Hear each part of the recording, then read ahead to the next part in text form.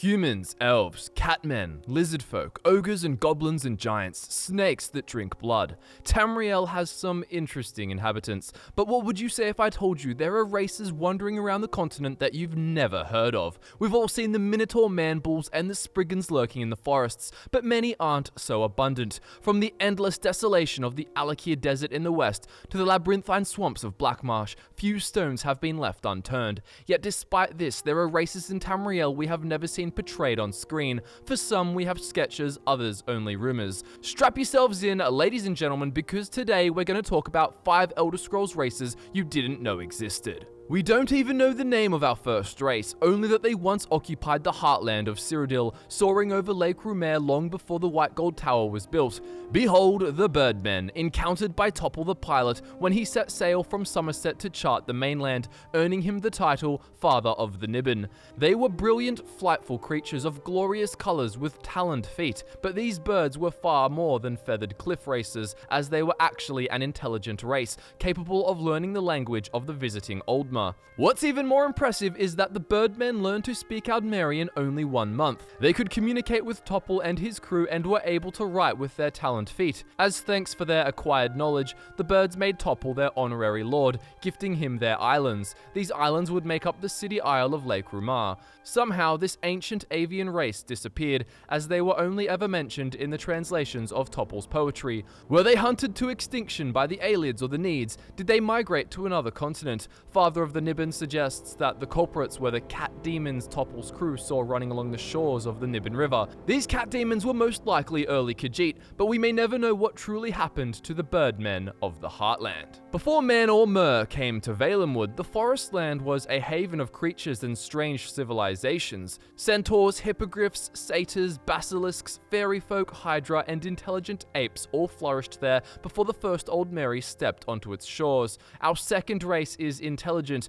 capable of traveling, communicating, and establishing civilizations just like Men and Myrrh. One of them even excelled among the Imperials of Elysian Cyrodiil and inspired the infamous Elysian Order. If you find yourself wandering the dense forests of Valenwood, stay alert, keep your eyes on the canopies overhead and on every secluded clearing you come across, for you may spy a great caped ape wielding a dueling sword, speaking in a gravelly baritone. If you're lucky enough to find an elusive member of the Imgur race, know that you are witnessing one of Tamriel's rarest sights. The Great Apes, or Imgur, have an unusual obsession. For some reason, they idolize the Ultima and view them as their lords and masters. They believe the High Elves are the portrait of an ideal civilized society. The obsession is so strong that the Imgur actually go to desperate measures to imitate the High Elves in every aspect of life. They wear capes around their broad monkey shoulders, they clumsily wield dueling sabers, and they frivolously attempt to speak with perfect enunciation and act with exemplary courtly etiquette. As you can imagine, these efforts are undermined by the fact they are big burly apes, not lissome elegant elves.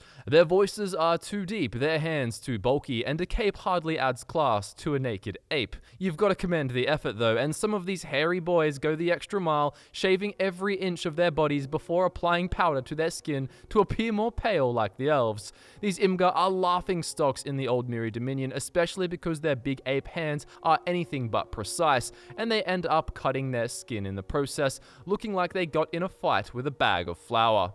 If you weren't convinced by now that the Imgur are noble aristocrats, you will be when you address one. Every Imgur takes some form of lordly title. You'll find barons, dukes, and earls, and you can bet your monkey ass that they use these titles when announcing themselves to members of the Thalmor. Unfortunately for the Imgur, these titles are baseless, as there are no land-owning great apes. But the Imgur are so confident in themselves that despite being naked, white, hairless, and bloody, they still manage to think humans are beneath them. If a great ape sees a human approaching, they'll hold a perfumed corner of their cape up to their noses in mock disgust, as God forbid they smell a creature so offensive to the senses. When they aren't busy mimicking the High Elves, the Imgur are either playing music or hunting for food. Many travelers passing through Valenwood hear the drumming of the great apes gathered in glades for impromptu concerts. These events tend to occur whenever the Imgur drink alcohol, and you can imagine how music played by a drunk ape would sound. What they lack in rhythm, they make up for in enthusiasm. Perhaps the most impressive thing about this otherwise incompetent race is how they catch their prey. The Colopia are a kind of tree-living rodent, and they live high up in the canopies of Grat oak trees. A master chef named Simicles documented his visit to Valamud in search of this delicacy. He was invited to join a colony of Imgur monkeys, the only race capable of hunting these elusive little mice. They lived only on the slenderest branches of the trees, and only on the ends of those same branches, but the great apes were dexterous, expert climbers, and could launch themselves high off the ground. The Imgur would climb to the branches underneath the Colopi and jump up to pick the mice from their perches. It seems the great apes, when they aren't trying to copy the elves, are actually good at some things. Would you believe me if I told you that one of these buffoons actually became one of the most important figures of the Cyrodiilic Empire? I find it hard enough to believe myself. How did he get anything done with so many foul-smelling humans around? This great ape was named Murruk the Seer. Murruk was a prophet during the time of the Cameron dynasty and Elysian Cyrodiil. His teachings inspired the creation of a religious movement known as the Elysian Order, although some of these teachings were pretty callous. For example, he coined the phrase, "All are guilty until they have proven themselves innocent." Sounds like Murruk would have been great at parties, and I imagine he would love social media drama too. Murruk actually diverged completely from his race as he favored men over elves, and was actually the catalyst for the Elysians' hatred of elves, and this likely came as a result of him receiving a vision from Saint Elysia herself, or so he claims. Murruk was spending a century in penance for his sins when the Shade of Elysia spoke to him during his tortured delirium. Her serrated words rasped his concept organ and brought him to wisdom through affliction. He then wrote the 77 inflexible doctrines of the Elysian Order and vowed to annul the bond between the pantheons of men and elves, expunging the old merry corruption from the empire. And the people of Cyrodiil, after hearing his claims, followed his every word. They would even chant, "Man ape, tell us, Murruk, guide us." And just like that, the great ape had created a dogmatic religious sect, preaching strict monotheism. The order grew exponentially, and much of Tamriel submitted to the authority of the Elysian Order on religious matters. Guided by Murruk's teachings, they became the most powerful theocracy in Tamriel. Next on the list, we have a race that we know almost nothing about, and that's largely because they're native to Tamriel's most inhospitable province, Blackmarsh. This race is called the Lilmothete, or the Foxfolk. Some say they are relatives of the Khajiit, but in reality, no one can really say for sure, as the Lilmothete have been extinct or at least unseen for centuries. It's unlikely that the Foxfolk would be related to the feline Khajiit, but many of Tamriel's less observant inhabitants probably see fur and assume they're the same. The Lilmothete were clearly sapient and cultured, as their ruins still stand across Blackmarsh, and they actually founded two of the province's major cities, the eponymous coastal city of Lilmoth and Blackrose further inland. The Lilmothete would have been prosperous in modern times if it were not for the devastating Nahartan flu, which was relentless in its lethality to the dry-skinned inhabitants of the marsh. Very little of their mark remains on Tamriel, and only a few signs of their existence endured the coming of later civilizations.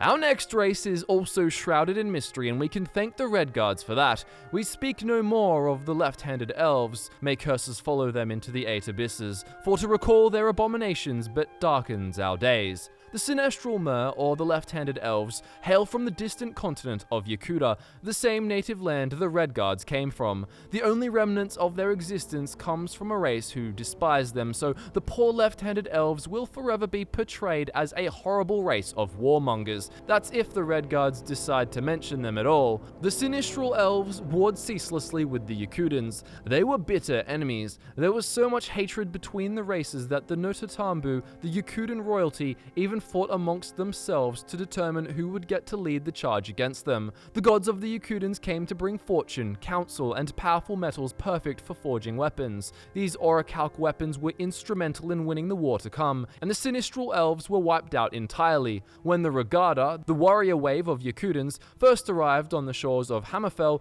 they saw elven colonies, noticed the familiar pointed ears, and exterminated every elf they encountered. What with their defeat at their hands of the Yakutans, dragons and the subsequent sinking of the continent, the left-handed elves are almost certainly extinct. The only hope that we'll ever see them comes from the rumor that they are related to the Marima Sea Elves. With their homeland under the sea, let's hope they learned to grow gills. Last but not least, we've got a race that seems straight out of a fairy tale, and that's because we're talking about fairies. Some scholars seem certain they exist, yet sightings are non-existent, and you won't hear many people talk about them. To be fair to the fairies, though, it would ruin much of the magic if they just appeared to every mortal who wanders into the woods. Apparently, the fairies have existed across Tamriel long before recorded history. Every culture across the continent has some kind of folktale telling of their mischief. They may be called fairies, fae, Ilyadi, sprites, pixies, or sylphum, but whatever the name, they are hidden in every story, flitting from one to the next, taking the form of anything unpredictable in nature.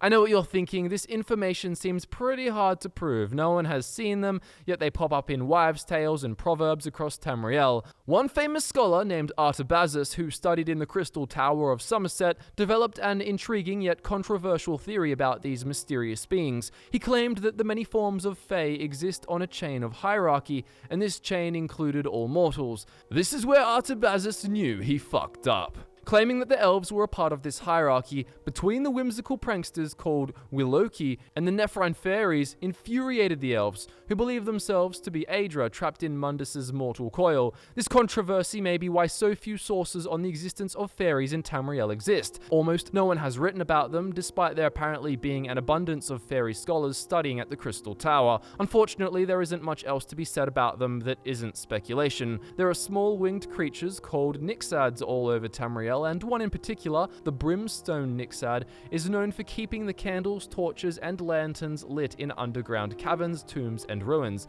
And these Nixads look like common depictions of fairies, but they are simply described as insects. The Nereid sea spirits are often referred to as a kind of fairy, as are Spriggans and centaurs. In our world, fairies can be any kind of spirit from an alternate realm. Myths about them vary wildly from culture to culture, so it's very hard to categorize them. We may never learn the truth about fairies in the Elder Scrolls, but that's part of the charm. They flutter between stories and depictions, never truly understood, but adding a sprinkling of magic to every folktale told across Tamriel. And there you have it, ladies and gentlemen, 5 races you had absolutely no idea existed in Tamriel. If you had heard of any of these races, be sure to brag about it down in the comments below, and of course, demolish that like button. Thank you so much for watching. My name is Michael, and I look forward to nerding out with you again very soon.